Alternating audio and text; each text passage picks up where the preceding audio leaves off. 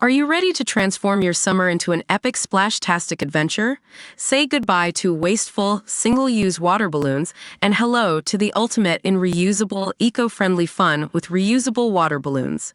Check out the link in the video description to get yours on Amazon today. Around 1,700 prisoners serving sentences of more than 5 years will be let out early as part of a scheme that the government admits may increase crime and damage public trust in justice.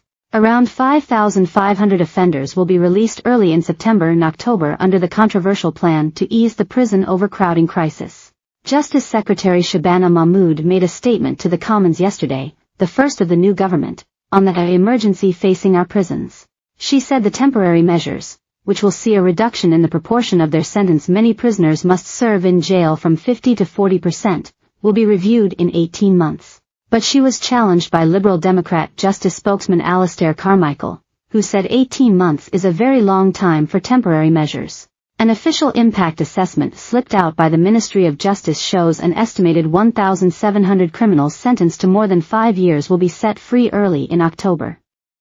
This could include criminals such as serious burglars, drug dealers and fraudsters. They will be released after an initial tranche of 3,800 prisoners serving less than 5 years are let out in September, the document shows. The policy will be implemented in 2 initial tranches to balance addressing capacity pressures whilst ensuring the volume of releases is manageable for providers of services for offenders in the community, the MOJ document said. The first tranche will see prisoners with eligible sentences of less than 5 years released at the 40% point, with the second extending this to sentences of 5 years or more. The impact assessment quietly published this week also sets out the possible dangers to the public of letting thousands of prisoners out of jail early. As this option will mean offenders serve a reduced proportion of their sentence in custody, the amount of time in which they are unable to commit crimes within wider society is reduced. Therefore, this option could lead to an increase in crimes committed, which would come with a socio-economic cost. It added that this cost would affect wider society as well as parts of the government such as the police and Ministry of Justice. When the early release scheme was announced last Friday, it did not make clear that prisoners serving more than 5 years would be eligible. Instead, it just said that the most dangerous criminals would be exempt.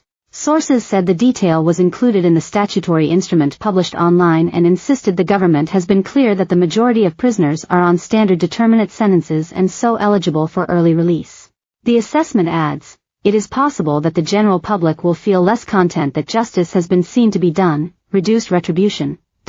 It says the scheme will likely cost probation services £7.2 million this year as staff prepare thousands more risk assessments and release plans, along with £1.2 million for bail hostels and £2.8 million extra to deal with prisoners made homeless. But overall it is expected to save tens of millions every year by avoiding the need for more costly prison places.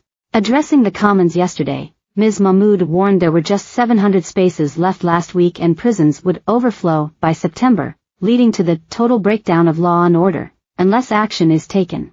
Mr. Carmichael said, the government is right to try to tackle the crisis in our prisons made by the Conservatives, but the public must be reassured that no dangerous criminals will be released early. Reform UK's Lee Anderson said, it looks like Labour's answer to reducing crime is very similar to their policy on reducing illegal migration. Criminals will be released early to commit more crimes and illegal migrants will be granted an amnesty. Former Conservative Justice Secretary Sir Robert Buckland told the Mail, we need the clearest reassurance that people who pose a risk of reoffending are not released.